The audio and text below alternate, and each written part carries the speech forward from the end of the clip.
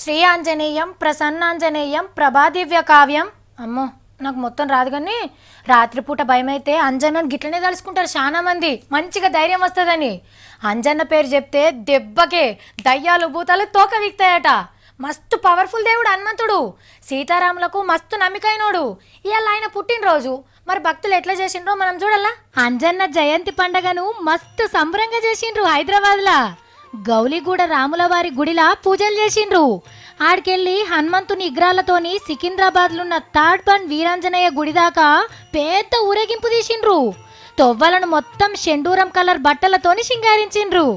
అంజన్న భక్తి భజన మండలి సభ్యులు ఆడుకుంటా పాడుకుంటా భజనలు చేసుకుంటా విజయయాత్రను ముంగటికి తీసుకుపోయిండ్రు.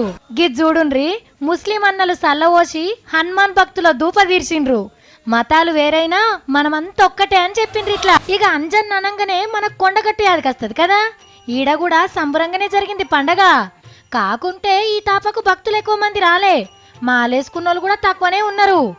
ఆడనే ఓ పోలీసారు భక్తులల్లో కలిసిపోయి పాటలు పాడి అంజన్న మీద భక్తిని చూపించుకుండు.